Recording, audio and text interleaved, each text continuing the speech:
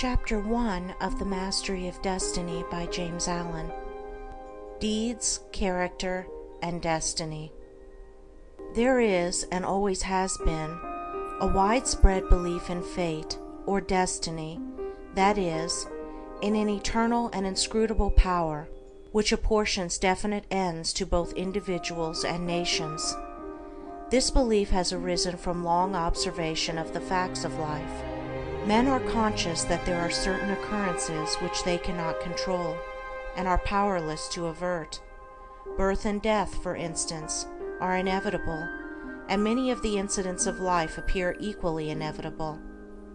Men strain every nerve for the attainment of certain ends, and gradually they become conscious of a power which seems to be not of themselves, which frustrates their puny efforts, and laughs, as it were, at their fruitless striving and struggle. As men advance in life, they learn to submit, more or less, to this overruling power which they do not understand, perceiving only its effects in themselves and the world around them, and they call it by various names, such as God, Providence, Fate, Destiny, etc. Men of contemplation, such as poets and philosophers, step aside, as it were, to watch the movements of this mysterious power, as it seems to elevate its favorites on the one hand, and strike down its victims on the other, without reference to merit or demerit. The greatest poets, especially the dramatic poets, represent this power in their works, as they have observed it in nature.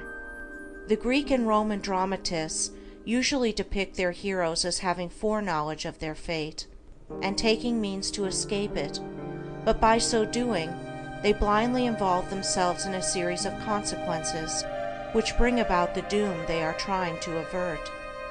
Shakespeare's characters, on the other hand, are represented, as in nature, with no foreknowledge, except in the form of presentiment, of their particular destiny.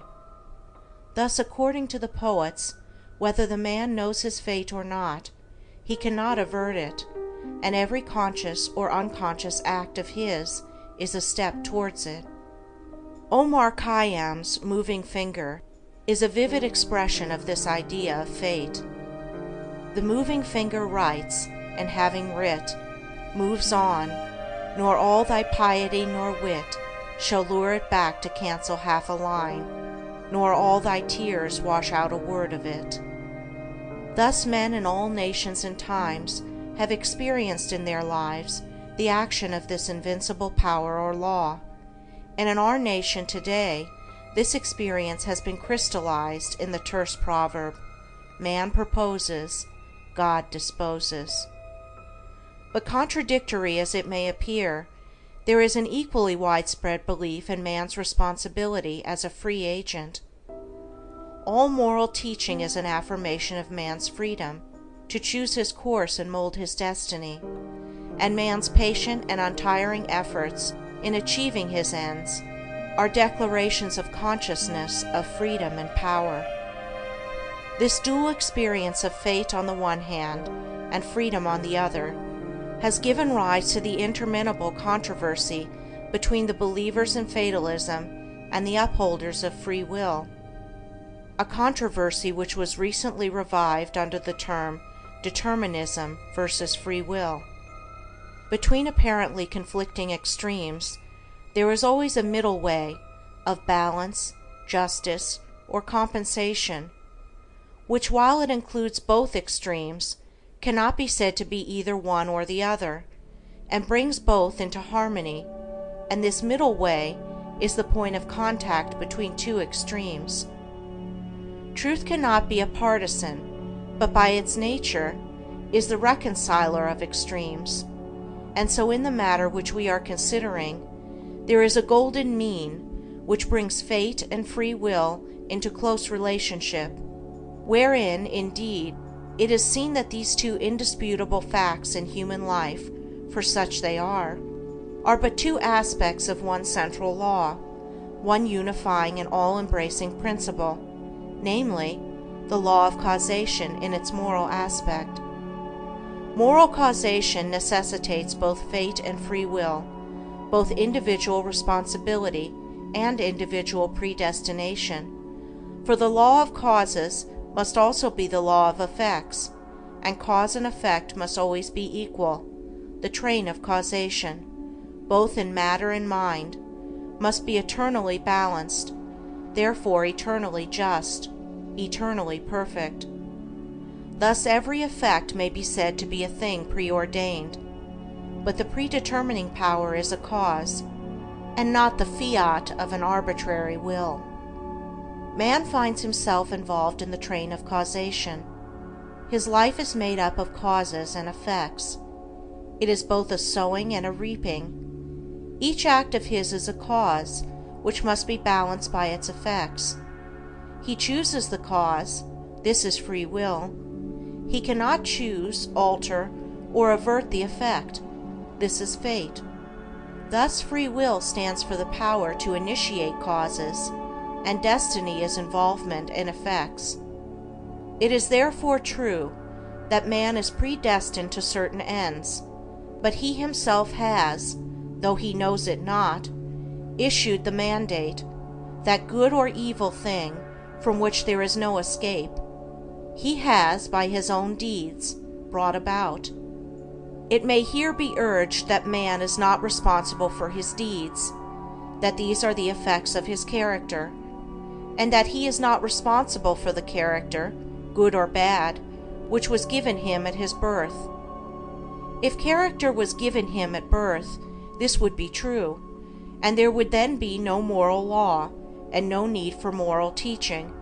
But characters are not given ready-made. They are evolved. They are indeed effects, the products of the moral law itself, that is, the products of deeds. Character result of an accumulation of deeds which have piled up, so to speak, by the individual during his life. Man is the doer of his own deeds. As such, he is the maker of his own character. And as the doer of his deeds and the maker of his character, he is the molder and shaper of his destiny. He has the power to modify and alter his deeds, and every time he acts, he modifies his character. And with the modification of his character for good or evil, he is predetermining for himself new destinies, destinies disastrous or beneficent, in accordance with the nature of his deeds. Character is destiny itself, as a fixed combination of deeds. It bears within itself the results of those deeds. These results lie hidden as moral seeds in the dark recesses of the character, awaiting their season of germination, growth, and fruitage.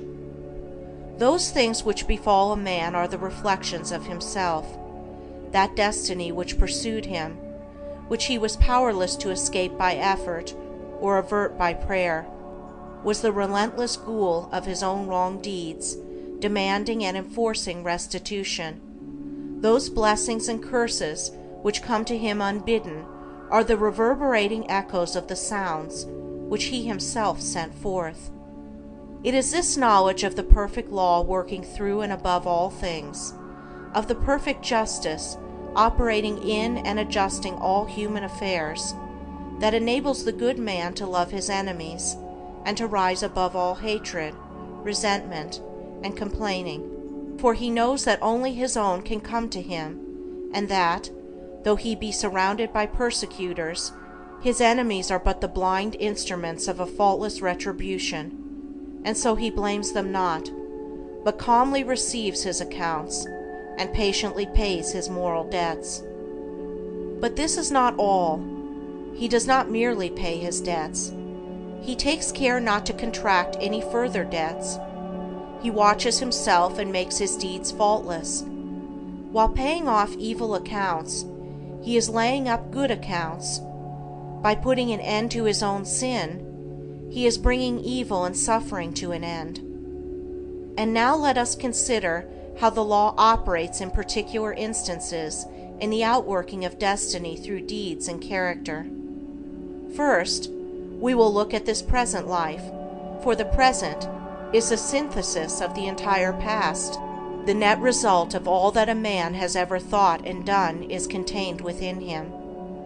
It is noticeable that sometimes the good man fails and the unscrupulous man prospers, a fact which seems to put all moral maxims as to the good results of righteousness out of account, and because of this, many people deny the operation of any just law in human life, and even declare that it is chiefly the unjust that prosper.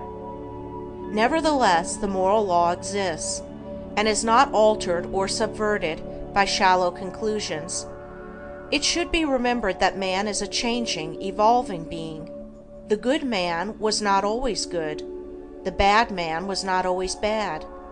Even in this life, there was a time, in a large number of instances, when the man who is now just was unjust, when he who is now kind was cruel, when he who is now pure was impure.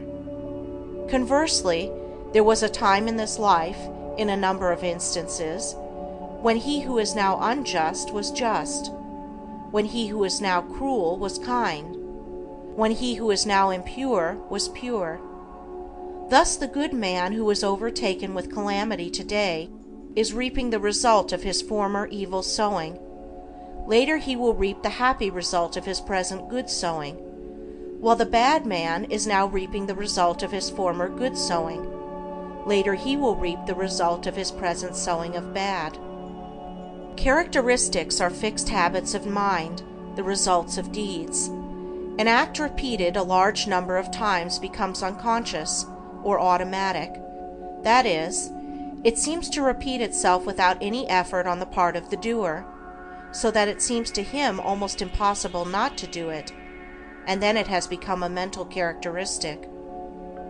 Here is a poor man out of work. He is honest and is not a shirker. He wants work and cannot get it. He tries hard and continues to fail. Where is the justice in his lot? There was a time in this man's condition when he had plenty of work. He felt burdened with it. He shirked it and longed for ease. He thought how delightful it would be to have nothing to do. He did not appreciate the blessedness of his lot. His desire for ease is now gratified, but the fruit for which he longed, and which he thought would taste so sweet, has turned to ashes in his mouth. The condition which he aimed for, namely, to have nothing to do, he has reached, and there he is compelled to remain till his lesson is thoroughly learned. And he is surely learning that habitual ease is degrading, that to have nothing to do is a condition of wretchedness, and that work is a noble and blessed thing. His former desires and deeds have brought him where he is, and now his present desire for work, his ceaseless searching and asking for it, will just as surely bring about its own beneficent result. No longer desiring idleness, his present condition will, as an effect, the cause of which is no longer propagated, soon pass away, and he will obtain employment. And if his whole mind is now set on work, and he desires it above all else, then when it comes, he will be overwhelmed with it. It will flow into him from all sides, and he will prosper in his industry. Then, if he does not understand the law of cause and effect in human life, he will wonder why work comes to him apparently unsought, while others who seek it strenuously fail to obtain it. Nothing comes unbidden. Where the shadow is, there also is the substance. That which comes to the individual is the product of his own deeds. As cheerful industry leads to greater industry and increasing prosperity, and labor shirked or undertaken discontentedly leads to a lesser degree of labor and decreasing prosperity, so with all the varied conditions of life as we see them. They are the destinies wrought by the thoughts and deeds of each particular individual. So also with the vast variety of characters, they are the ripening and ripened fruit of the sowing of deeds. As the individual reaps what he sows, so the nation, being a community of individuals, reaps also what it sows. Nations become great when their leaders are just men. They fall and fade when their just men pass away. Those who are in power set an example, good or bad, for the entire nation. Great will be the peace and prosperity of a nation when there shall arise within it a line of statesmen who, having first established themselves in a lofty integrity of character, shall direct the energies of the nation toward the culture of virtue and development of character, knowing that only through personal industry, integrity, and nobility can national prosperity proceed. Still, above all, is the great law, calmly and with infallible justice, meting out to mortals their fleeting destinies, tear-stained or smiling, the fabric of their hands. Life is a great school for the development of character, and all, through strife and struggle, vice and virtue, success and failure, are slowly but surely learning the lessons of wisdom. End of Chapter 1. Chapter 2 of The Mastery of Destiny, The Science of Self-Control. We live in a scientific age. Men of science are numbered by thousands, and they are ceaselessly searching, analyzing, and experimenting with a view to discovery and the increase of knowledge. The shelves of our libraries, both public and private, are heavy with their load of imposing volumes on scientific subjects, and the wonderful achievements of modern science are always before us, whether in our homes or in our streets, in country or town, on land or sea. There shall we have before us some marvelous device, some recent accomplishment of science, for adding to our comfort, increasing our speed, or saving the labor of our hands. Yet with all our vast store of scientific knowledge, and its startling and rapidly increasing results in the world of discovery and invention, there is, in this age, one branch of science which has so far fallen into decay as to have become almost forgotten, a science, nevertheless, which is of greater importance than all the other sciences combined, and without which all science would but subserve the ends of selfishness and aid in man's destruction. I refer to the science of self-control. Our modern scientists study the elements and forces which are outside themselves, with the object of controlling and utilizing them. The ancients studied the elements and forces which were within themselves, with a view to controlling and utilizing them, and the ancients produced such mighty masters of knowledge in this direction, that to this day they are held in reverence as gods, and the vast religious organizations of the world are based upon their achievements. Wonderful as are the forces in nature, they are vastly inferior to that combination of intelligent forces which comprise the mind of man, and which dominate and direct the blind mechanical forces of nature.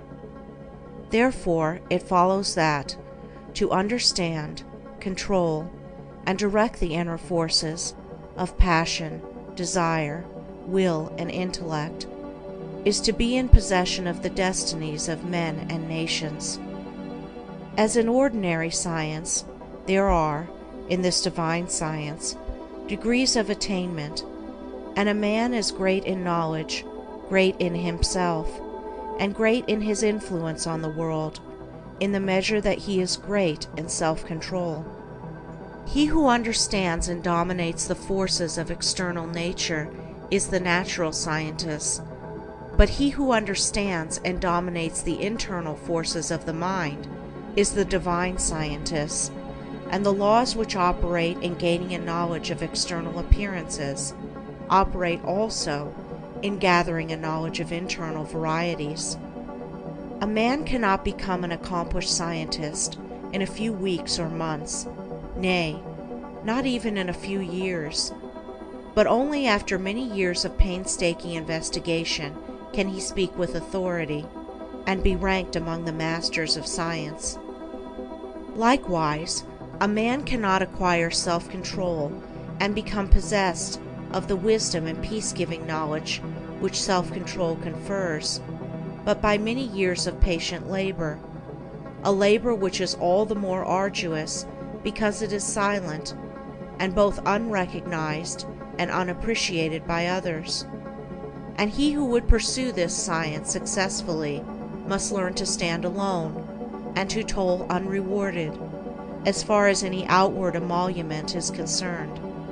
The natural scientist pursues, in acquiring his particular kind of knowledge, the following 5 orderly and sequential steps. 1. Observation. That is, he closely and persistently observes the facts of nature. 2. Experiment. Having become acquainted, by repeated observations, with certain facts, he experiments with those facts, with a view to the discovery of natural law. He puts his facts through rigid processes of analysis, and so finds out what is useless and what of value, and he rejects the former and retains the latter.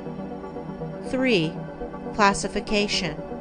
Having accumulated and verified a mass of facts by numberless observations and experiments, he commences to classify those facts, to arrange them in orderly groups, with the object of discovering some underlying law, some hidden and unifying principle, which governs, regulates, and binds together these facts.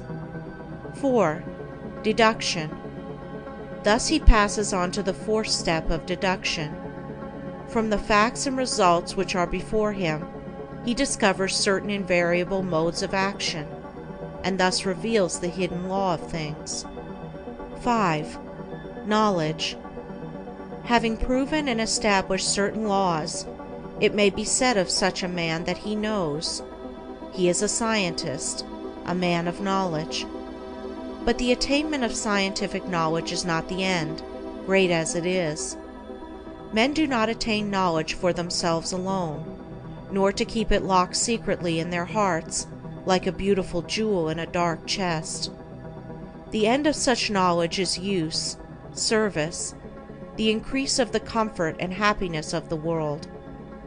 Thus, when a man has become a scientist, he gives the world the benefit of his knowledge, and unselfishly bestows upon mankind the results of all his labors. Thus, beyond knowledge, there is a further step of use, that is, the right and unselfish use of the knowledge acquired, the application of knowledge to invention for the common weal. It will be noted that the 5 steps or processes enumerated follow in orderly succession, and that no man can become a scientist who omits any one of them. Without the 1st step of systematic observation, for instance, he could not even enter the realm of knowledge of nature's secrets. At first, the searcher for such knowledge has before him a universe of things. These things he does not understand. Many of them, indeed, seem to be irreconcilably opposed one to the other, and there is apparent confusion. But by patiently and laboriously pursuing these 5 processes, he discovers the order, nature, and essence of things, perceives the central law or laws which bind them together in harmonious relationship, and so puts an end to confusion and ignorance. As with the natural scientist, so with the divine scientist, he must pursue, with the same self-sacrificing diligence, 5 progressive steps in the attainment of self-knowledge, self-control. These 5 steps are the same as with the natural scientist, but the process is reversed. The mind, instead of being centered upon external things, is turned back upon itself, and the investigations are pursued in the realm of the mind, or of one's own mind, instead of in that of matter. At first, the searcher for divine knowledge is confronted with that mass of desires, passions, emotions, ideas, and intellections, which he calls himself, which is the basis of all his actions, and from which his life proceeds. This combination of invisible yet powerful forces appears confusedly. Some of them stand, apparently, in direct conflict with each other, without any appearance or hope of reconciliation. His mind in its entirety, too, with his life which proceeds from that mind, does not seem to have any equitable relation to many other minds and lives about him, and altogether there is a condition of pain and confusion from which he would fain escape. Thus he begins by keenly realizing his state of ignorance, for no one could acquire either natural or divine knowledge if he were convinced that without study or labor he already possessed it. With such perception of one's ignorance, there comes the desire for knowledge, and the novice in self-control enters upon the ascending pathway, in which are the following 5 steps. 1. Introspection. This coincides with the observation of the natural scientist. The mental eye is turned like a searchlight upon the inner things of the mind, and its subtle and ever-varying processes are observed and carefully noted. This stepping aside from selfish gratifications, from the excitements of worldly pleasures and ambitions, in order to observe, with the object of understanding, one's nature, is the beginning of self-control. Hitherto, the man has been blindly and impotently borne along by the impulses of his nature, the mere creature of things and circumstances, but now he puts a check upon his impulses, and instead of being controlled, begins to control. 2. Self-analysis. Having observed the tendencies of the mind, they are then closely examined, and are put through a rigid process of analysis. The evil tendencies, those that produce painful effects, are separated from the good tendencies, those that produce peaceful effects, and the various tendencies, with the particular actions they produce, and the definite results which invariably spring from these actions, are gradually grasped by the understanding, which is at last enabled to follow them in their swift and subtle interplay and profound ramifications. It is a process of testing and proving, and for the searcher, a period of being tested and proved. 3. Adjustment. By this time, the practical student of things divine has clearly before him every tendency and aspect of his nature, down to the profoundest promptings of his mind, and the most subtle motives of his heart. There is not a spot or corner left which he has not explored and illuminated with the light of self-examination. He is familiar with every weak and selfish point, every strong and virtuous quality. It is considered the height of wisdom to be able to see ourselves as others see us, but the practitioner of self-control goes far beyond this. He not only sees himself as others see him, he sees himself as he is. Thus standing face to face with himself, not striving to hide away from any secret fault, no longer defending himself with pleasant flatteries, neither underrating nor overrating himself or his powers, and no more cursed with self-praise or self-pity, he sees the full magnitude of the task which lies before him, sees dearly ahead the heights of self-control, and knows what work he has to do to reach them. He is no longer in a state of confusion, but has gained a glimpse of the laws which operate in the world of thought, and he now begins to adjust his mind in accordance with those laws. This is a process of weeding, sifting, cleansing. As the farmer weeds, cleans, and prepares the ground for his crops, so the student removes the weeds of evil from his mind, cleanses and purifies it, preparatory to sowing the seeds of righteous actions, which shall produce the harvest of a well-ordered life. 4. Righteousness. Having adjusted his thoughts and deeds to those minor laws which operate in mental activities in the production of pain and pleasure, unrest and peace, sorrow and bliss, he now perceives that there is involved in those laws one great central law, which, like the law of gravitation in the natural world, is supreme in the world of mind, a law to which all thoughts and deeds are subservient, and by which they are regulated and kept in their proper sphere. There is the law of justice or righteousness, which is universal and supreme. To this law he now conforms.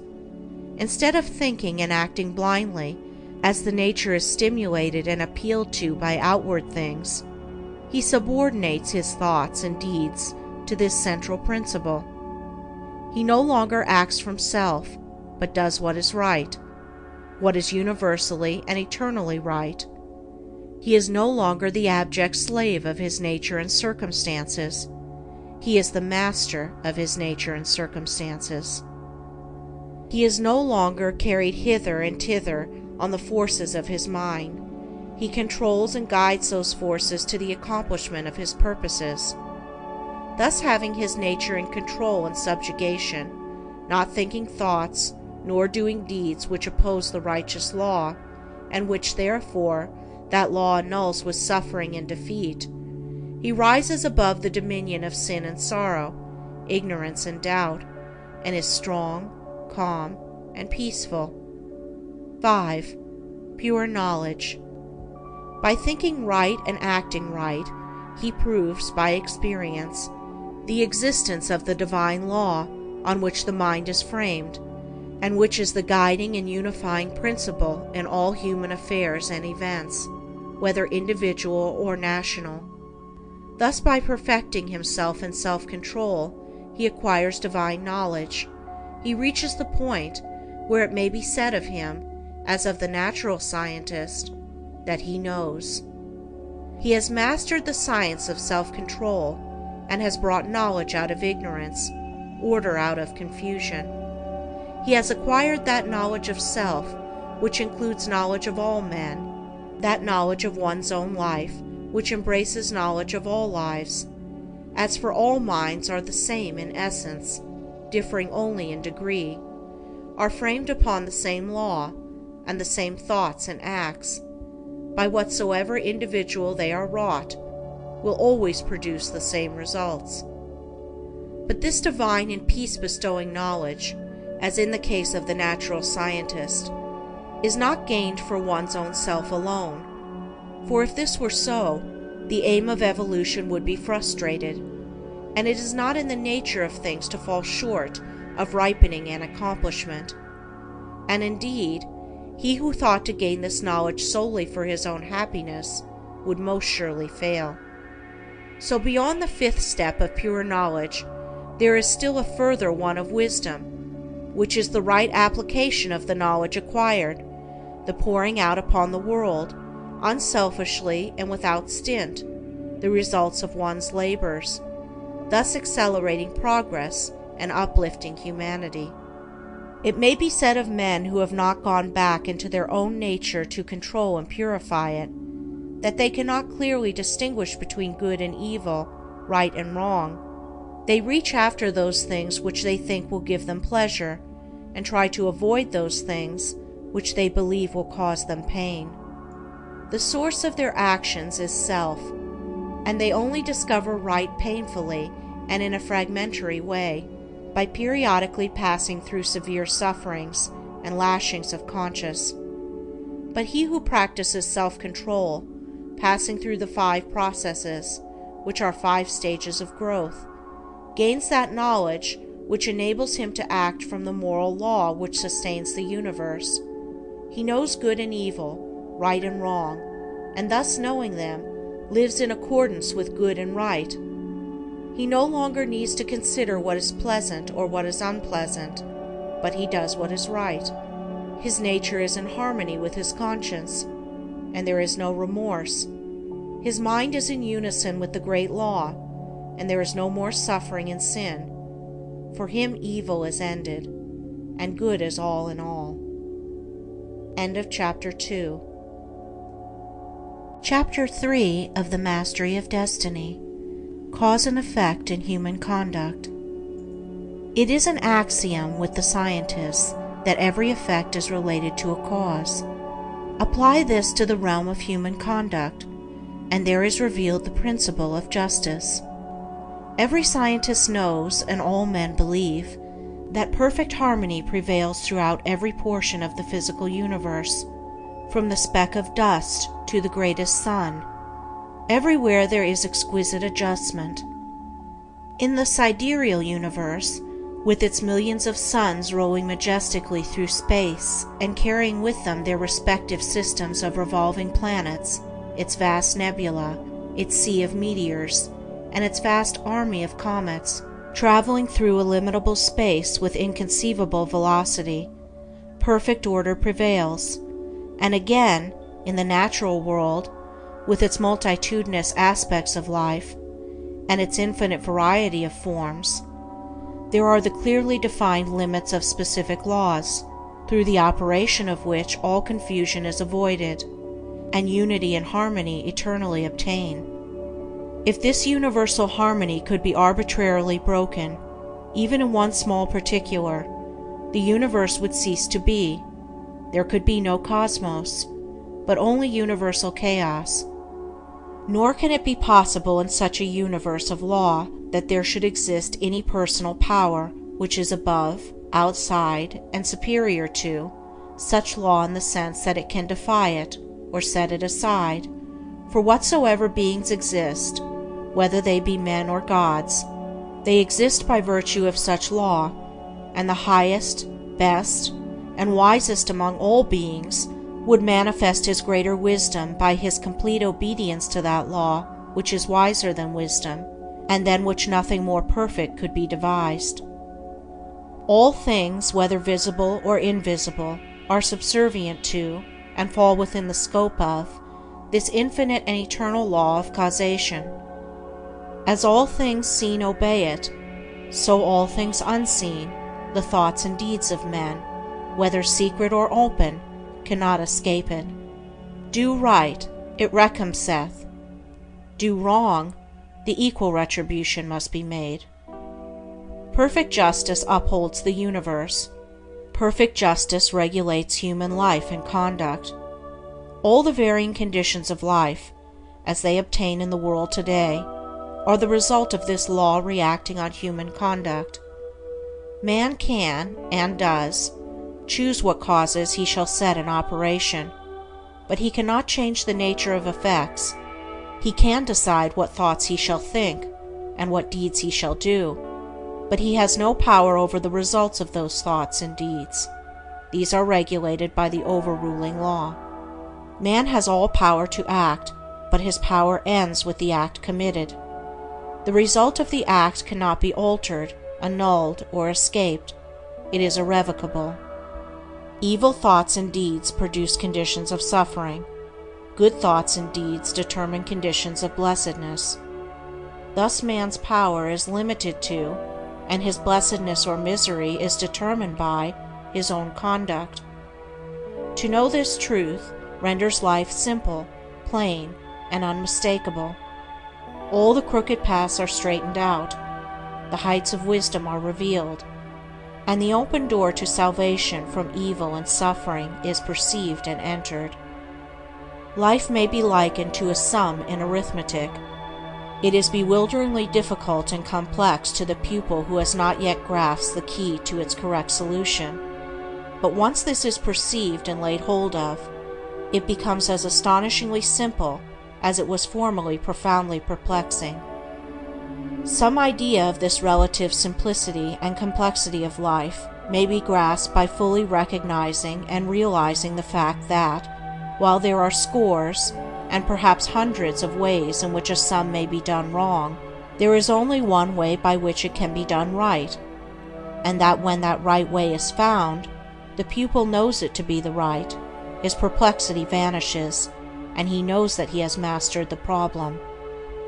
It is true that the pupil, while doing his sum incorrectly, may, and frequently does, think he has done it correctly, but he is not sure.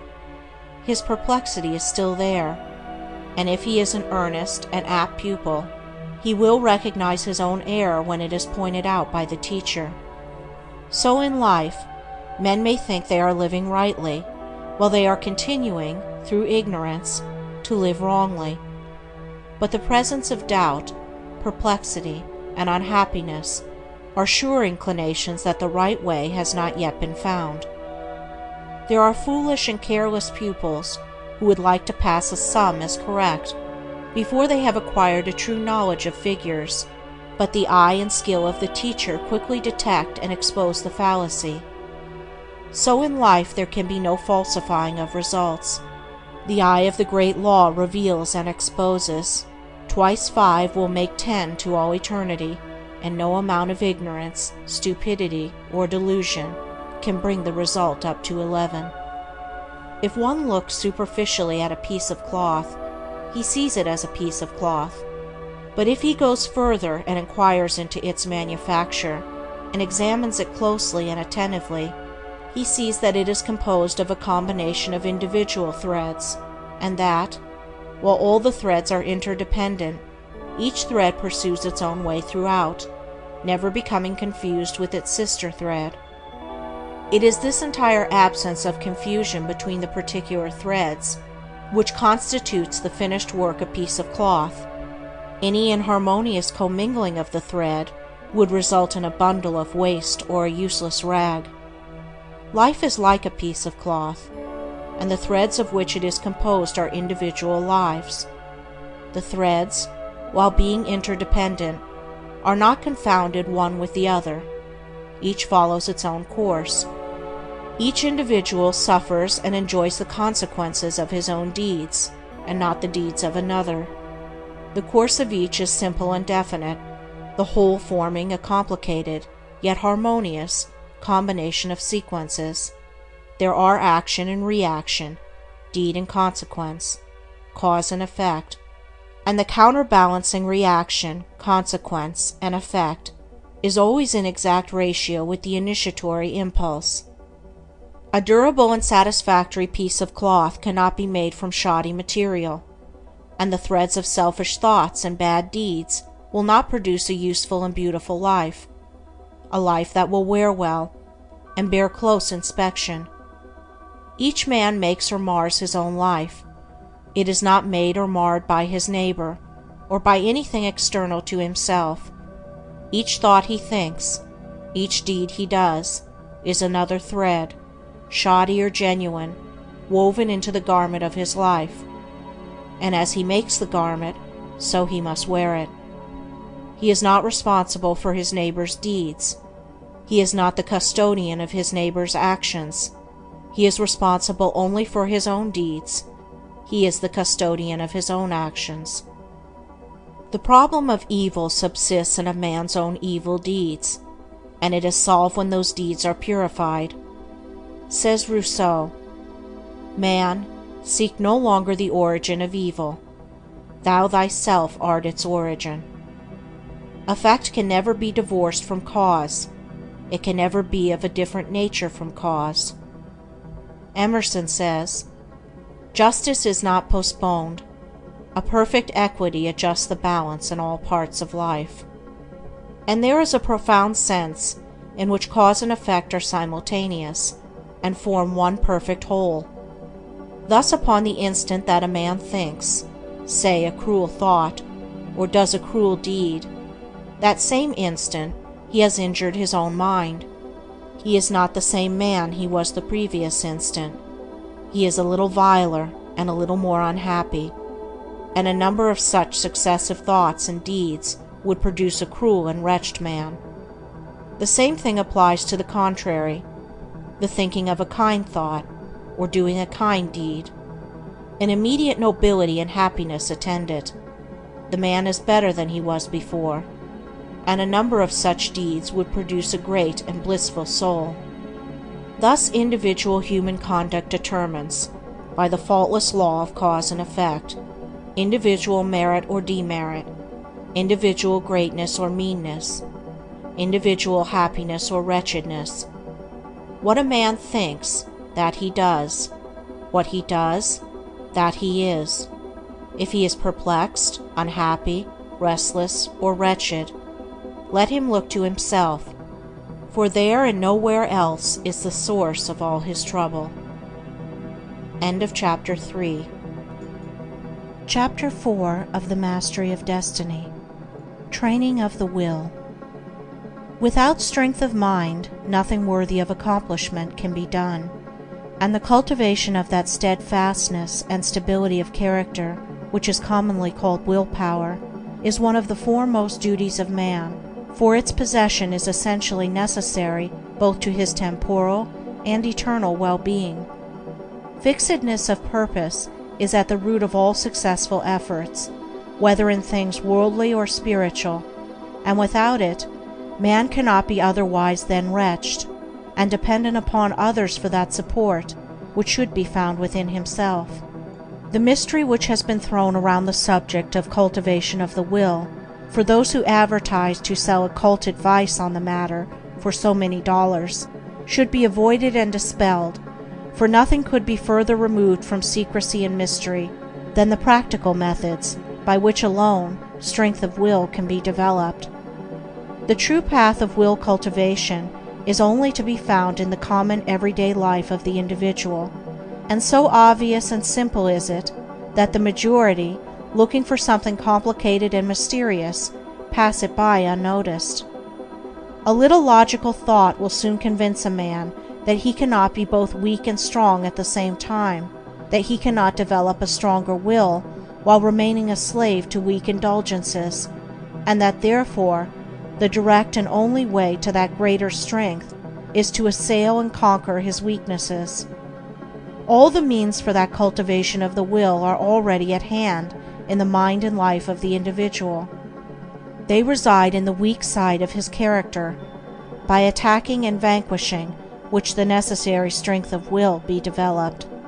He who has succeeded in grasping this simple, preliminary truth will perceive that the whole science of will cultivation is embodied in the following 7 rules.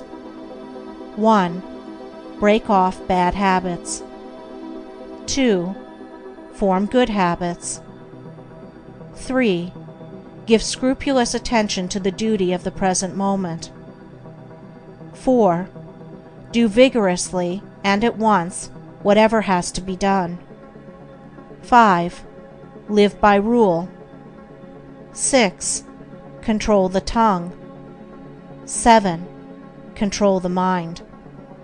Anyone who earnestly meditates upon and diligently practices the above rules will not fail to develop that purity of purpose and power of will which will enable him to successfully cope with every difficulty and pass triumphantly through every emergency. It will be seen that the first step is the breaking away from bad habits. This is no easy task. It demands the putting forth of great efforts, or a succession of efforts, and it is by such efforts that the will can alone be invigorated and fortified. If one refuses to take the first step, he cannot increase in willpower, for by submitting to a bad habit, because of the immediate pleasure which it affords, one forfeits the right to rule over himself, and is so far a weak slave. He who thus avoids self-discipline, and looks about for some occult secrets for gaining willpower at the expenditure of little or no effort on his part, is deluding himself, and is weakening the willpower which he already possesses. The increased strength of will, which is gained by success in overcoming bad habits, enables one to initiate good habits. For while the conquering of a bad habit requires merely strength of purpose, the forming of a new one necessitates the intelligent direction of purpose. To do this, a man must be mentally active and energetic, and must keep a constant watch upon himself. As a man succeeds in perfecting himself in the second rule, it will not be very difficult for him to observe the third, that of giving scrupulous attention to the duty of the present moment. Thoroughness is a step in the development of the will which cannot be passed over. Slipshod work is an indication of weakness. Perfection should be aimed at, even in the smallest task, by not dividing the mind, but giving the whole attention to each separate task as it presents itself. singleness of purpose and intense concentration of mind are gradually gained, two mental powers which give weight and worth of character and bring repose and joy to their possessor. The fourth rule, that of doing vigorously and at once whatever has to be done, is equally important. Idleness and a strong will cannot go together, and procrastination is a total barrier to the acquisition of purposeful action. Nothing should be put off until another time, not even for a few minutes. That which ought to be done now should be done now. This seems a little thing, but it is of far-reaching importance. It leads to strength, success, and peace. The man who is to manifest a cultivated will must also live by certain fixed rules. He must not blindly gratify his passions and impulses, but must school them to obedience. He should live according to principle and not according to passion. He should decide what he will eat and drink and wear, and what he will not eat and drink and wear, how many meals per day he will have, and at what times he will have them, at what time he will go to bed, and at what time he will get up. He should make rules for the right government of his conduct in every department of his life, and should religiously adhere to them. To live loosely and indiscriminately, eating and drinking and sensually indulging at the beck and call of appetite and inclination, is to be a mere animal, and not a man with will and reason. The beast in man must be scourged and disciplined and brought into subjugation, and this can only be done by training the mind and life on certain fixed rules of right conduct. The saint attains to holiness by not violating his vows, and the man who lives according to good and fixed rules is strong to accomplish his purpose.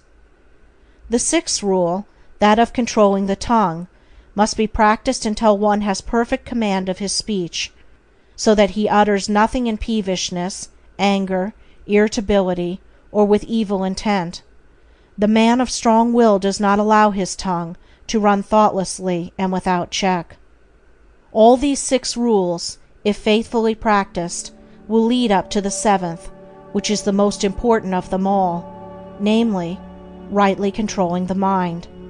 Self-control is the most essential thing in life, yet least understood, but he who patiently practices the rules herein laid down, bringing them into requisition in all his ways and undertakings, will learn, by his own experience and efforts, how to control and train his mind, and to earn thereby the supreme crown of manhood, the crown of a perfectly poised will. End of Chapter 4. Chapter 5 of the Mastery of Destiny. Thoroughness. Thoroughness consists in doing little things as though they were the greatest things in the world. That the little things of life are of primary importance is a truth not generally understood, and the thought that little things can be neglected, thrown aside, or slurred over is at the root of that lack of thoroughness which is so common, and which results in imperfect work and unhappy lives. When one understands that the great things of the world and of life consist of a combination of small things, and that without this aggregation of small things the great things would be non-existent, then he begins to pay careful attention to those things which he formerly regarded as insignificant. He thus acquires the quality of thoroughness, and becomes a man of usefulness and influence, for the possession or non-possession of this one quality may mean all the difference between a life of peace and power and one of misery and weakness. Every employer of labor knows how comparatively rare this quality is, how difficult it is to find men and women who will put thought and energy into their work, and do it completely and satisfactorily. Bad workmanship abounds. Skill and excellence are acquired by few. Thoughtlessness, carelessness, and laziness are such common vices that it should cease to appear strange that in spite of social reform the ranks of the unemployed should continue to swell, for those who scamp their work today will another day, in the hour of deep necessity, look and ask for work in vain. The law of survival of the fittest is not based on cruelty, it is based on justice. It is one aspect of that divine equity which everywhere prevails. Vice is beaten with many stripes. If it were not so, how could virtue be developed? The thoughtless and lazy cannot take precedence of, or stand equally with, the thoughtful and industrious.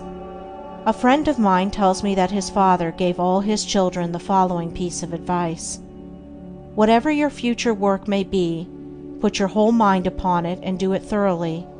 You need then have no fear as to your welfare, for there are so many who are careless and negligent that the service of the thorough man are always in demand.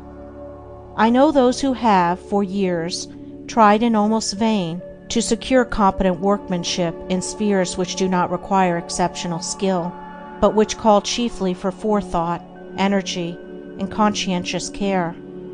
They have discharged one after another for negligence, laziness, incompetence, and persistent breaches of duty, not to mention other vices which have no bearing on this subject.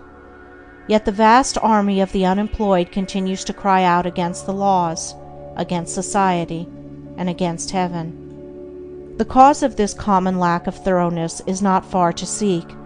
It lies in that thirst for pleasure, which not only creates a distaste for steady labor, but renders one incapable of doing the best work, and of properly fulfilling one's duty. A short time ago, a case came under my observation, one of many such, of a poor woman who was given, at her earnest appeal, a responsible and lucrative position. She had been at her post only a few days when she began to talk of the pleasure trip she was going to have now she had come to that place. She was discharged at the end of a month for negligence and incompetence. As two objects cannot occupy the same space at the same time, so the mind that is occupied with pleasure cannot also be concentrated upon the perfect performance of duty. Pleasure has its own place and time, but its consideration should not be allowed to enter the mind during those hours which should be devoted to duty. Those who, while engaged in their worldly task, are continually dwelling upon anticipated pleasures, cannot do otherwise than bungle through their work, or even neglect it when their pleasure seems to be at stake. Thoroughness is completeness, perfection. It means doing a thing so well that there is nothing left to be desired. It means doing one's work, if not better than anyone else can do it, at least not worse than the best that others do. It means the exercise of much thought, the putting forth of great energy, the persistent application of the mind to its task, and the cultivation of patience, perseverance, and a high sense of duty. An ancient teacher said, "If anything has to be done, let a man do it. Let him attack it vigorously." And another teacher said, "Whatsoever thy hand findeth to do, do it with thy might." He who lacks thoroughness in his worldly duties will also lack the same quality in spiritual things. He will not improve his character. He will be weak and half-hearted in his religion, and will not accomplish any good and useful end. The man who keeps one eye on worldly pleasure and the other on religion, and who thinks he can have the advantage of both conditions, will not be thorough either in his pleasure-seeking or his religion, but will make a sorry business of both. It is better to be a whole-souled worldling than a half-hearted religionist. Better to give the entire mind to a lower thing than half of it to a higher. It is preferable to be thorough, even if it be in a bad or selfish direction, rather than inefficient and squeamish in good directions, for thoroughness leads more rapidly to the development of character and the acquisition of wisdom. It accelerates progress and unfoldment, and while it leads the bad to something better, it spurs the good to higher and ever higher heights of usefulness and power. End of Chapter 5. Chapter 6 of the Mastery of Destiny: Mind Building and Life Building. Everything, both in nature and the works of man, is produced by a process of building. The rock is built up of atoms. The planet, the animal, and men are built up of cells. A house is built of bricks, and a book is built of letters. A world is composed of a large number of forms, and a city of a large number of houses. The arts, sciences, and institutions of a nation are built up by the efforts of individuals. The history of a nation is the building of its deeds. The process of building necessitates the alternate process of breaking down. Old forms that have served their purpose are broken up, and the material of which they are composed enters into new combinations. There is reciprocal integration and disintegration. In all compounded bodies, old cells are ceaselessly being broken up, and new cells are formed to take their place. The works of man also require to be continually renewed until they have become old and useless, when they are torn down, in order that some better purpose may be served. These two processes of breaking down and building up in nature are called death and life.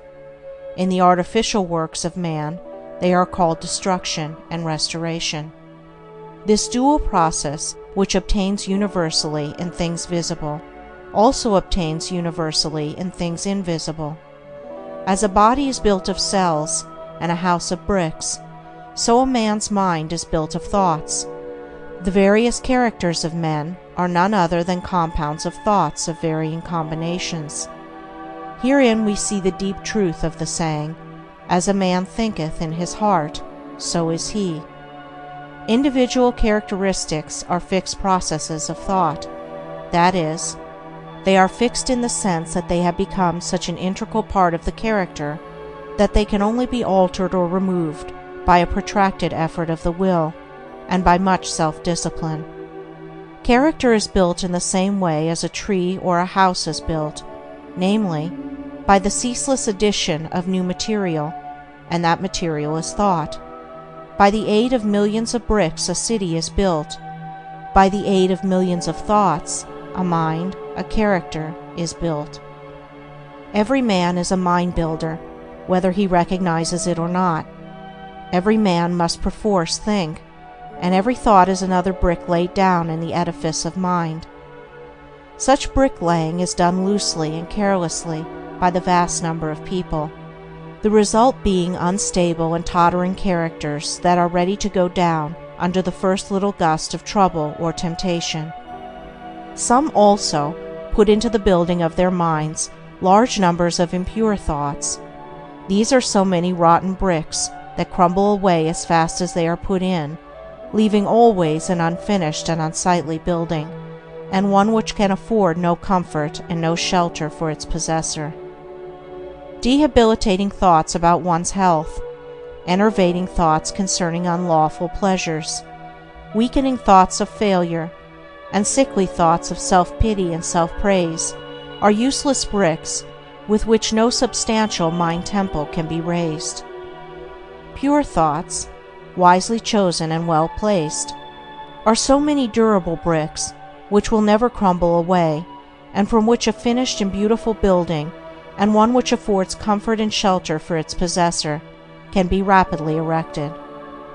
Bracing thoughts of strength, of confidence, of duty, inspiring thoughts of a large, free, unfettered, and unselfish life, are useful bricks with which a substantial mind temple can be raised, and the building of such a temple necessitates that old and useless habits of thought be broken down and destroyed. Build thee more stately mansions, O my soul, as the swift seasons roll. Each man is the builder of himself. If he is the occupant of a jerry-built hovel of a mind that lets in the rains of many troubles, and through which blow the keen winds of oft-reoccurring disappointments, let him get to work to build a more noble mansion, which will afford him better protection against those mental elements. Trying to weakly shift the responsibility for his jerry-building onto the devil, or his forefathers, or anything or anybody but himself, will neither add to his comfort nor help him to build a better habitation. When he wakes up to a sense of his responsibility and the approximate estimate of his power, then he will commence to build like a true workman, and will produce a symmetrical and finished character that will endure and be cherished by posterity, and which, while affording a never-failing protection for himself, will continue to give shelter to many a struggling one when he has passed away. The whole visible universe is framed on a few mathematical principles. All the wonderful works of man in the material world have been brought about by the rigid observance of a few underlying principles, and all that there is to the making of a successful, happy, and beautiful life is the knowledge and application of a few simple root principles. If a man is to erect a building that is to resist the fiercest storms, he must build it on a simple mathematical principle, or law, such as the square or the circle. If he ignores this, his edifice will topple down even before it is finished. Likewise, if a man is to build up a successful, strong, and exemplary life, a life that will stoutly resist the fiercest storms of adversity and temptation, it must be framed on a few simple, undeviating moral principles. 4 of these principles are justice, rectitude, sincerity, and kindness. These 4 ethical truths are to the making of a life what the 4 lines of a square are to the building of a house. If a man ignores them, and thinks to obtain success and happiness and peace by injustice, trickery, and selfishness, he is in the position of a builder who imagines he can build a strong and durable habitation while ignoring the relative arrangement of mathematical lines, and he will, in the end, obtain only disappointment and failure. He may, for a time, make money, which will delude him into believing that injustice and dishonesty pay well, but in reality his life is so weak and unstable that it is ready at any moment to fall, and when a critical period comes, as come it must, his affairs, his reputation, and his riches crumble to ruins, and he is buried in his own desolation. It is totally impossible for a man to achieve a truly successful and happy life who ignores the 4 moral principles enumerated, whilst the man who scrupulously observes them in all his dealings can no more fail of success and blessedness than the earth can fail of the light and the warmth of the sun, so long as it keeps to its lawful orbit, for he is working in harmony with the fundamental laws of the universe. He is building his life on a basis which cannot be altered or overthrown, and therefore all that he does will be so strong and durable, and all the parts of his life will be so coherent, harmonious, and firmly knit, that it cannot possibly be brought to ruin. In all the universe, forms which are built up by the great invisible and unerring power will be found that the observance of mathematical law is carried out with unfailing exactitude down to the most minute detail. The microscope reveals the fact that the infinitely small is as perfect as the infinitely great. A snowflake is as perfect as a star. Likewise, in the erection of a building by man, the strictest attention must be paid to every detail. A foundation must first be laid, and although it is to be buried and hidden, it must receive the greatest care, and be made stronger than any other part of the building. Then stone upon stone, brick upon brick, is carefully laid with the aid of the plumb line, until at last the building stands complete in its durability, strength, and beauty. Even so it is with the life of a man. He who would have a life secure and blessed, a life freed from the miseries and failures to which so many fall victims, must carry the practice of the moral principles into every detail of his life, into every momentary duty and trivial transaction. In every little thing he need be thorough and honest, neglecting nothing. To neglect or misapply any little detail, be he commercial man, agriculturist, professional man, or artisan, is the same as neglecting a stone or a brick in a building, and it will be a source of weakness and trouble. The majority of those who fail and come to grief do so through neglecting the apparently insignificant details, It is a common error to suppose that little things can be passed by, and that the greater things are more important, and should receive all attention. But a cursory glance at the universe, as well as a little serious reflection on life, will teach the lesson that nothing great can exist which is not made up of small details, and in the composition of which every detail is perfect. He who adopts the four ethical principles as the law and base of his life, who raises the edifice of character upon them, who in his thoughts and words and actions does not wander from them, whose every duty and every passing transaction is performed in strict accordance with their exactions, such a man, laying down the hidden foundation of integrity of heart securely and strongly, cannot fail to raise up a structure which shall bring him honor, and he is building a temple in which he can repose in peace and blessedness, even the strong and beautiful temple of his life. End of Chapter 6. Chapter 7 of the Mastery of Destiny. Cultivation of Concentration. Concentration, or the bringing of the mind to a center and keeping it there, is vitally necessary to the accomplishment of any task. It is the father of thoroughness and the mother of excellence. As a faculty, it is not an end in itself, but is an aid to all faculties, all work. Not a purpose in itself, it is yet a power which serves all purposes. Like steam in mechanics, it is a dynamic force in the machinery of the mind and the functions of life. The faculty is a common possession, though in its perfection it is rare. Just as will and reason are common possessions, though a perfectly poised will and a comprehensive reason are rare possessions, the mystery which some modern mystical writers have thrown around it is entirely superfluous. Every successful man, in whatever direction his success may lie, practices concentration, though he may know nothing about it as a subject of study. Every time one becomes absorbed in a book or task, or is rapt in devotion or assiduous in duty, concentration, in a greater or lesser degree, is brought into play. Many books purporting to give instructions on concentration make its practice and acquisition an end in itself.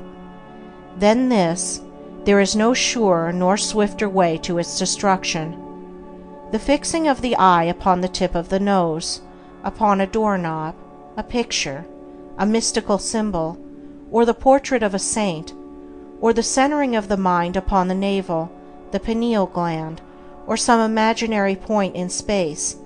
I have seen all these methods seriously advised in works on this subject, with the object of acquiring concentration, is like trying to nourish the body by merely moving the jaws in the act of eating, without taking food. Such methods prevent the end at which they aim. They lead towards dispersion and not concentration, towards weakness and imbecility rather than towards power and intelligence. I have met those who have squandered, by these practices, what measure of concentration they at first possessed, and have become the prey of a weak and wandering mind. Concentration is an aid to the doing of something. It is not the doing of something in itself. A ladder has no divine knowledge, or the sweeping of a floor, without resorting to methods which have no practical bearing in life. For what is concentration but the bringing of a well-controlled mind to the doing of that which has to be done? He who does his work in an aimless or hurried or thoughtless manner, and resorts to his artificial concentration methods, to his doorknob, his picture, or nasal extremity, in order to gain that which he imagines to be some kind of mystical power, but which is a very ordinary and practical quality, though he may drift towards insanity, and I knew one man who became insane by these practices, he will not increase in steadiness of mind. The great enemy of concentration, and therefore of all skill and power, is a wavering, wandering, undisciplined value in and of itself, but only in so far as it enables us to reach something which we could not otherwise reach. In like manner, concentration is that which enables the mind to accomplish with ease that which it would be otherwise impossible to accomplish. But of itself it is a dead thing, and not a living accomplishment. Concentration is so interwoven with the uses of life that it cannot be separated from duty, and he who tries to acquire it apart from his task, his duty, will not only fail, but will diminish, and not increase, his mental control and executive capacity, and so render himself less and less fit to succeed in his undertakings. A scattered and undisciplined army would be useless. To make it effective in action and swift in victory, it must be solidly concentrated and masterfully directed. Scattered and diffuse thoughts are weak and worthless. Thoughts marshaled, commanded, and directed upon at a given point are invincible. Confusion, doubt, and difficulty give way before their masterly approach. Concentrated thought enters largely into all successes and informs all victories. There is no more secret about its acquirement than about any other acquisition, for it is governed by the underlying principle of all development, namely, practice. To be able to do a thing, you must begin to do it, and keep on doing it until the thing is mastered. This principle prevails universally, in all arts, sciences, trades, in all learning, conduct, religion. To be able to paint, one must paint. To know how to use a tool skillfully, he must use the tool.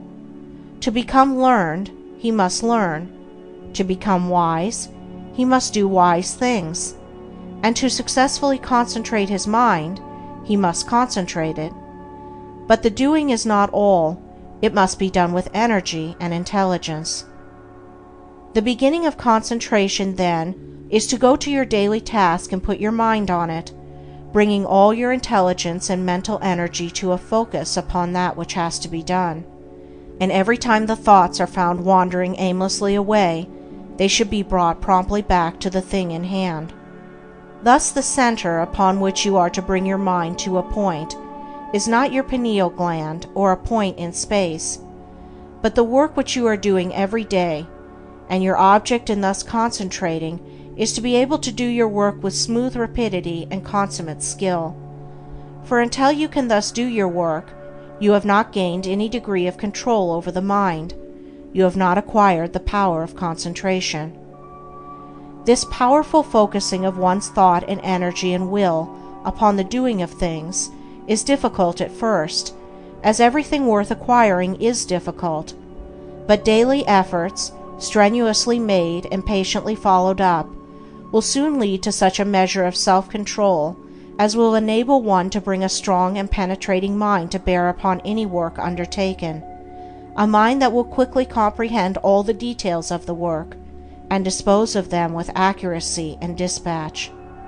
He will thus, as his concentrative capacity increases, enlarge his usefulness in the scheme of things, and increase his value to the world, thus inviting nobler opportunities, and opening the door to higher duties.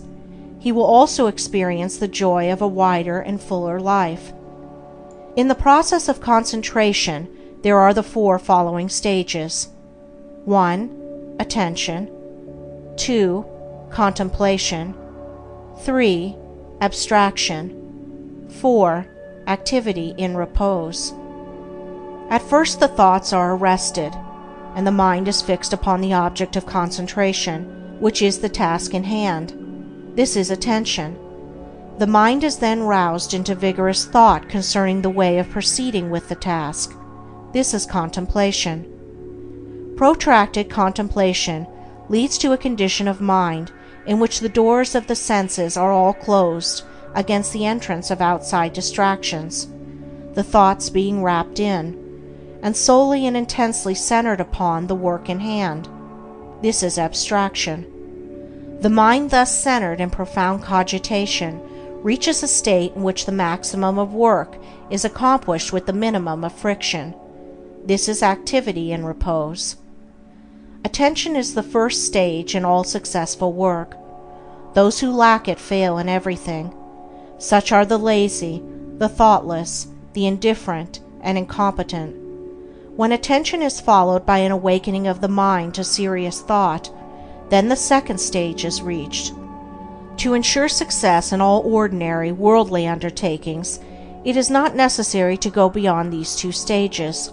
They are reached, in a greater or lesser degree, by all that large army of skilled and competent workers which carries out the work of the world in its manifold departments, and only a comparatively small number reach the third stage of abstraction, for when abstraction is reached, we have entered the sphere of genius.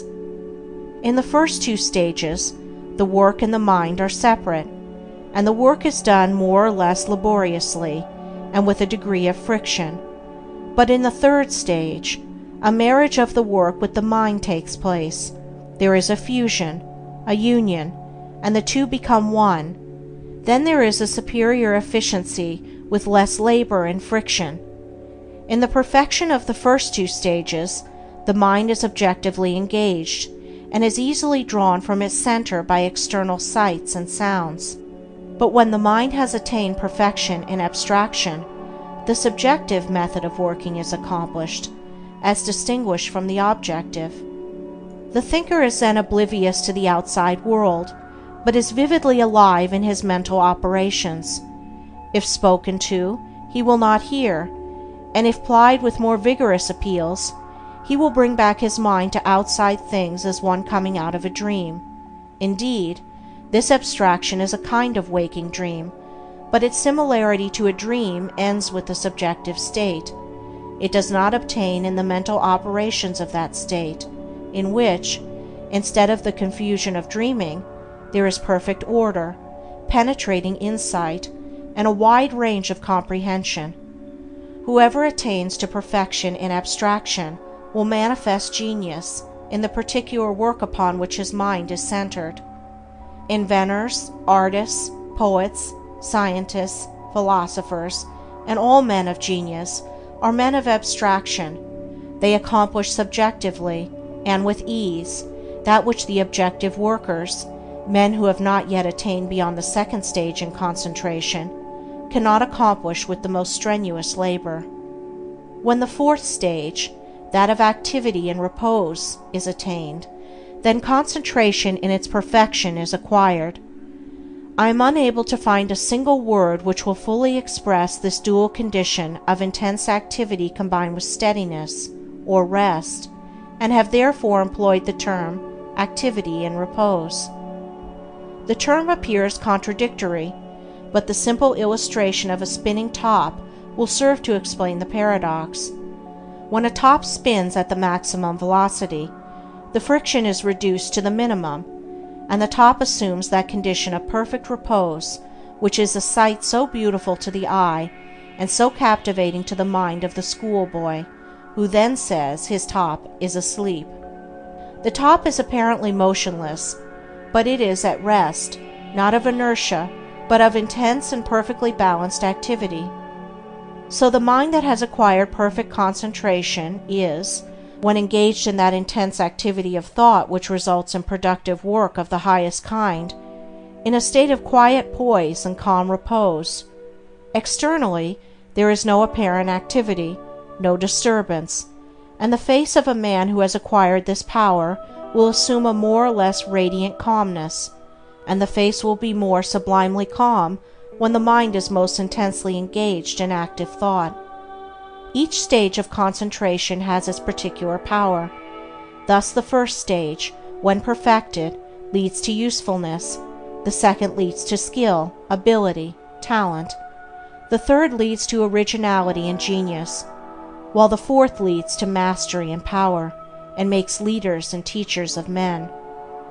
In the development of concentration, also, as in all objects of growth, the following stages embody the preceding ones in their entirety. Thus contemplation, attention is contained. In abstraction, both attention and contemplation are embodied. And he who has reached the last stage brings into play, in the act of contemplation, all the four stages. He who has perfected himself in concentration is able, at any moment, to bring his thoughts to a point upon any matter, and to search into it with the strong light of an active comprehension. He can both take a thing up and lay it down with equal deliberation. He has learned how to use his thinking faculties to fixed purposes and guide them towards definite ends. He is an intelligent doer of things, and not a weak wanderer amid chaotic thought. Decision, energy, alertness, as well as deliberation, judgment, and gravity accompany the habit of concentration, and that vigorous mental training which its cultivation involves leads through an ever-increasing usefulness and success in worldly occupations towards that higher form of concentration called meditation, in which the mind becomes divinely illumined and acquires the heavenly knowledge. End of Chapter 7. Chapter 8 of the Mastery of Destiny. Practice of Meditation. When aspiration is united to concentration, the result is meditation. When a man intensely desires to reach and realize a higher, purer, and more radiant life than the merely worldly and pleasure-loving life, he engages in aspiration, and when he earnestly concentrates his thoughts upon the finding of that life, he practices meditation. Without intense aspiration, there can be no meditation. Lethargy and indifference are fatal to its practice. The more intense the nature of a man, the more readily will he find meditation, and the more successfully will he practice it. A fiery nature will most rapidly scale the heights of truth in meditation, when its aspirations have become sufficiently awakened. Concentration is necessary to worldly success. Meditation is necessary to spiritual success. Worldly skill and knowledge are acquired by concentration. Spiritual skill and knowledge are acquired by meditation. By concentration, a man can scale the highest heights of genius, but he cannot scale the heavenly heights of truth. To accomplish this, he must meditate. By concentration, a man may acquire the wonderful comprehension and vast power of a Caesar. By meditation, he may reach the divine wisdom and perfect peace of a Buddha. The perfection of concentration is power. The perfection of meditation is wisdom.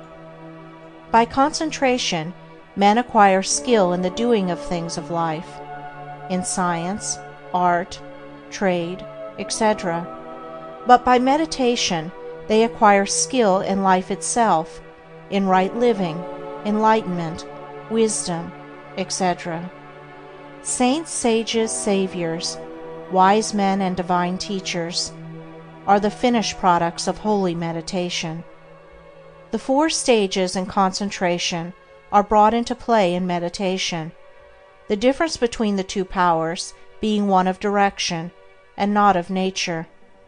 Meditation is therefore spiritual concentration, the bringing of the mind to a focus in its search for the divine knowledge, the divine life, the intense dwelling, in thought, on truth. Thus a man aspires to know and realize, above all things else, the truth. He then gives attention to conduct, to life, to self-purification. Giving attention to these things, he passes into serious contemplation of the facts, problems, and mystery of life. Thus contemplating, he comes to love truth so fully and intensely as to become wholly absorbed in it. The mind is drawn away from its wanderings in a multitude of desires, and solving one by one the problems of life, realizes that profound union with truth which is the state of abstraction, and thus absorbed in truth, there is that balance and poise of character, that divine action and repose, which is the abiding calm and peace of an emancipated and enlightened mind. Meditation is more difficult to practice than concentration, because it involves a much more severe self-discipline than that which obtains in concentration. A man can practice concentration without purifying his heart and life, whereas the process of purification is inseparable from meditation. The object of meditation is divine enlightenment. the attainment of truth, and is therefore interwoven with practical purity and righteousness.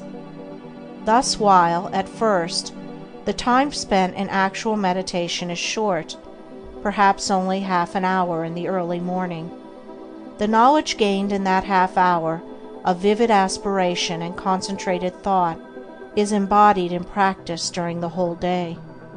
In meditation, therefore, the entire life of a man is involved, and as he advances in its practice, he becomes more and more fitted to perform the duties of life in the circumstances in which he may be placed, for he becomes stronger, holier, calmer, and wiser. The principle of meditation is twofold, namely, 1. Purification of the heart by repetitive thoughts on pure things. 2. Attainment of divine knowledge by embodying such purity in practical life. Man is a thought being, and his life and character are determined by the thoughts in which he habitually dwells. By practice, association, and habit, thoughts tend to repeat themselves with greater and greater ease and frequency, and so fix the character in a given direction by producing that automatic action which is called habit. By daily dwelling upon pure thoughts, the man of meditation forms the habit of pure and enlightened thinking, which leads to pure and enlightened actions and well-performed duties. By the ceaseless repetition of pure thoughts, he at last becomes one with those thoughts, and is a purified being, manifesting his attainment in pure actions, in a serene and wise life. The majority of men live in a series of conflicting desires, passions, emotions, and speculations, and there are restlessness, uncertainty, and sorrow. But when a man begins to train his mind in meditation, he gradually gains control over this inward conflict by bringing his thoughts to a focus upon a central principle. In this way, the old habits of impure and erroneous thought and action are broken up, and the new habits of pure and enlightened thought and action are formed. The man becomes more and more reconciled to truth, and there is increasing harmony and insight, a growing perfection and peace. A powerful and lofty aspiration towards truth is always accompanied with a keen sense of the sorrow and brevity and mystery of life, and until this condition of mind is reached, meditation is impossible. Merely musing, or whiling away the time in idle dreaming, habits to which the word meditation is frequently applied, are very far removed from meditation in the lofty spiritual sense which we attach to that condition. It is easy to mistake reverie for meditation. This is a fatal error which must be avoided by one striving to meditate. The two must not be confounded. Reverie is a loose dreaming into which a man falls.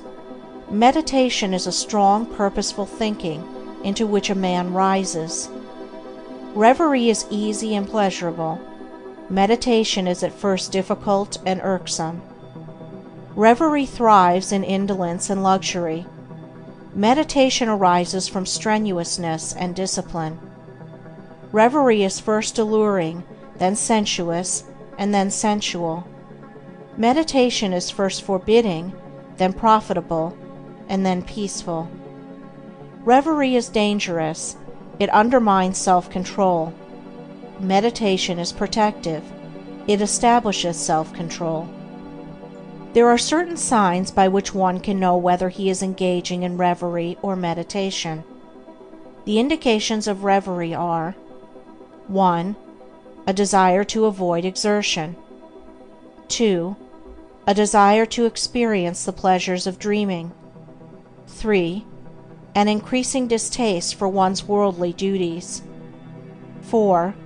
A desire to shirk one's worldly responsibilities. 5.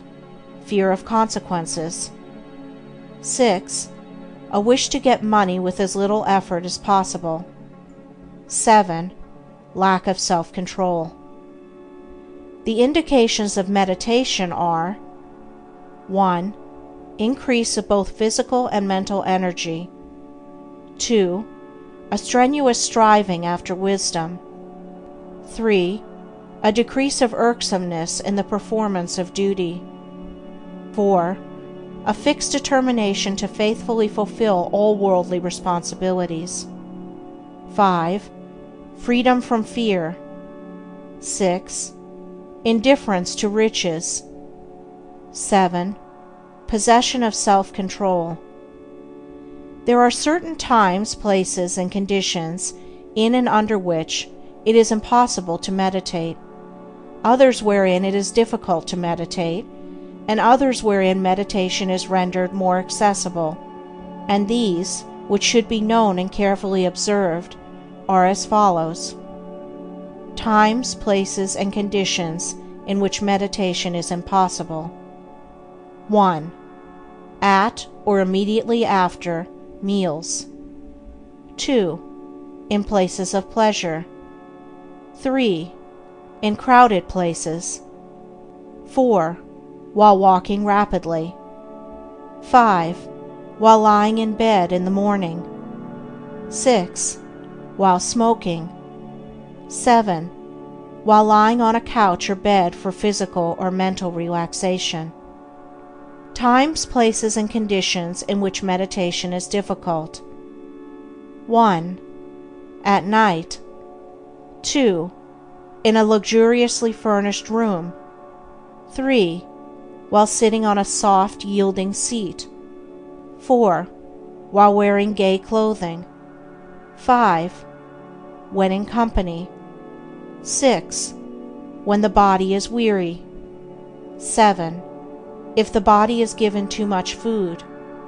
Times, places, and conditions in which it is best to meditate.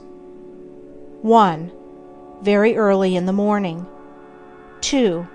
Immediately before meals. 3. In solitude. 4. In the open air or in a plainly furnished room. 5. While sitting on a hard seat. 6. When the body is strong and vigorous. 7.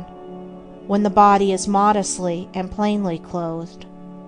It will be seen by the foregoing instructions that ease, luxury, and indulgence, which induce reverie, render meditation difficult, and when strongly pronounced, make it impossible, while strenuousness, discipline, and self-denial, which dispel reverie, make meditation comparatively easy. The body, too, should be neither overfed nor starved, neither in rags nor flauntingly clothed. It should not be tired, but should be at its highest point of energy and strength, as the holding of the mind to a concentrated train of subtle and lofty thought requires a high degree of both physical and mental energy. Aspiration can often best be aroused, and the mind renewed in meditation, by the mental repetition of a lofty precept, a beautiful sentence or verse of poetry. Indeed, the mind that is ready for meditation will instinctively adopt this principle. Mere mechanical repetition is worthless, and even a hindrance. The words repeated must be so applicable to one's own condition that they are dwelt upon lovingly and with concentrated devotion. In this way, aspiration and concentration harmoniously combine to produce, without undue strain, the state of meditation.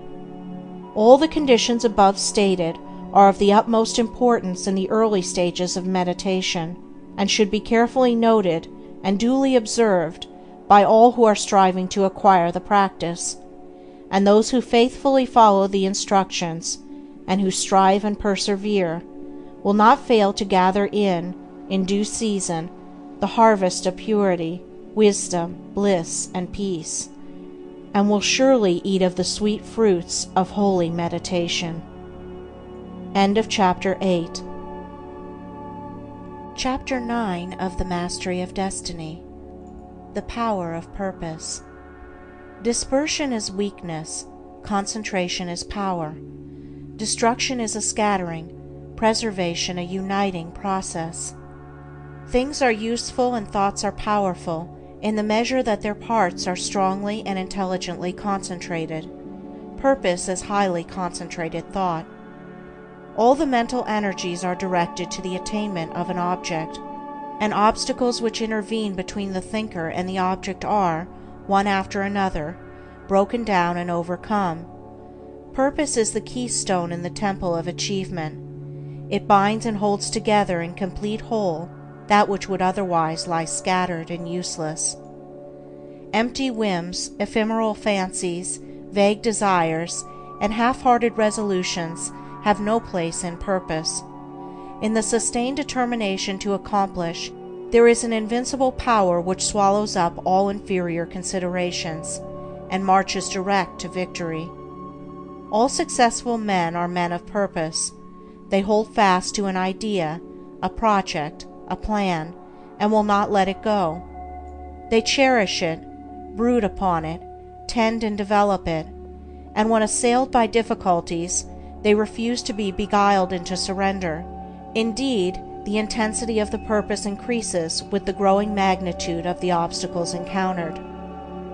The men who have molded the destinies of humanity have been mighty men of purpose. Like the Roman laying his road, they have followed along a well-defined path and have refused to swerve aside even when torture and death confronted them. The great leaders of the race are the mental road makers, and mankind follows in the intellectual and spiritual paths which they have carved out and beaten. Great is the power of purpose. To know how great, let a man study it in the lives of those whose influence has shaped the ends of nations and directed the destinies of the world. In an Alexander, a Caesar, or a Napoleon, we see the power of purpose when it is directed in worldly and personal channels. In a Confucius, a Buddha, or a Christ, we perceive its vaster power when its course is along heavenly and impersonal paths. Purpose goes with intelligence. There are lesser and greater purposes according with degrees of intelligence. A great mind will always be great of purpose. A weak intelligence will be without purpose. A drifting mind argues a measure of undevelopment. What can resist an unshakable purpose? What can stand against it or turn it aside? Inert matter yields to a living force, and circumstance succumbs to the power of purpose. Truly the man of unlawful purpose will, in achieving his ends, destroy himself. But the man of good and lawful purpose cannot fail. It only needs that he daily renew the fire and energy of his fixed resolve, to consummate his object. The weak man, who grieves because he is misunderstood, will not greatly achieve. The vain man, who steps aside from his resolve in order to please others and gain their approbation, will not highly achieve. The double-minded man, who thinks to compromise his purpose, will fail. The man of fixed purpose who, whether misunderstandings and foul accusations, or flatteries and fair promises, rain upon him, does not yield a fraction of his resolve, is the man of excellence and achievement, of success, greatness, power. Hindrances stimulate the man of purpose. Difficulties nerve him to renewed exertion. Mistakes, losses, pains do not subdue him, and failures are steps in the ladder of success, for he is ever conscious of the certainty of final achievement. All things at last yield to the silent, irresistible, all-conquering energy of purpose. Out of the night that covers me, black as the pit from pole to pole, I thank whatever gods may be for my unconquerable soul. In the fell clutch of circumstance, I have not whined nor cried aloud. Under the bludgeoning of chance, my head is bloody but unbowed. It matters not how strait the gate, how charged with punishment the scroll. I am the master of my fate. I am the captain of my soul. End of Chapter 9. Chapter 10 of The Mastery of Destiny. The Joy of Accomplishment. Joy is always the accompaniment of a task successfully accomplished. An undertaking completed, or a piece of work done, always brings rest and satisfaction. When a man has done his duty, he is light-hearted and happy, says Emerson, and no matter how insignificant the task may appear, the doing of it faithfully and with whole-souled energy always results in cheerfulness and peace of mind. Of all miserable men, the shirker is the most miserable, thinking to find ease and happiness in avoiding difficult duties and necessary tasks, which require the expenditure of labor and exertion. His mind is always uneasy and disturbed. He becomes burdened with an inward sense of shame, and forfeits manliness and self-respect. He who will not work according to his faculty, let him perish according to his necessity, says Carlyle. And it is a moral law that the man who avoids duty and does not work to the full extent of his capacity does actually perish, first in his character, and last in his body and circumstances. Life and action are synonymous, and immediately when a man tries to escape exertion, either physical or mental, he has commenced to decay. On the other hand, the energetic increase in life by the full exercise of their powers, by overcoming difficulties, and by bringing to completion tasks which called for the strenuous use of mind or muscle. How happy is a child when a school lesson, long labored over, is mastered at last. The athlete, who has trained his body through long months or years of discipline and strain, is richly blessed in his increased health and strength, and is met with the rejoicings of his friends when he carries home the prize from the field of contest. After many years of ungrudging toil, the heart of the scholar is gladdened with the advantages and powers which learning bestows. The businessman, grappling incessantly with difficulties and drawbacks, is amply repaid in the happy assurance of well-earned success, and the horticulturist, vigorously contending with the stubborn soil, sits down at last to eat of the fruits of his labor. Every successful accomplishment, even in worldly things, is repaid with its own measure of joy, and in spiritual things, the joy which supervenes upon the perfection of purpose is sure, deep, and abiding. Great is the heartfelt joy, albeit ineffable, when, after innumerable and apparently unsuccessful attempts, some ingrained fault of character is at last cast out to trouble its erstwhile victim and the world no more. The striver after virtue, he who is engaged in the holy task of building up a noble character, tastes, at every step of conquest over self, a joy which does not again leave him, but which becomes an integral part of his spiritual nature. All life is a struggle. Both without and within there are conditions against which men must contend. His very existence is a series of efforts and accomplishments, and his right to remain among men as a useful unit of humanity depends upon the measure of his capacity for wrestling successfully with the elements of nature without, or with, the enemies of virtue and truth within. It is demanded of man that he shall continue to strive after better things, after greater perfection, after higher and still higher achievements. And in accordance with the measure of his obedience to this demand, does the angel of joy wait upon his footsteps and minister unto him. For he who is anxious to learn, eager to know, and who puts forth effort to accomplish, finds the joy which eternally sings at the heart of the universe. First in little things, then in greater, and then in greater still, man must strive, until at last he is prepared to make the supreme effort, and strive for the accomplishment of truth, succeeding in which he will realize the eternal joy.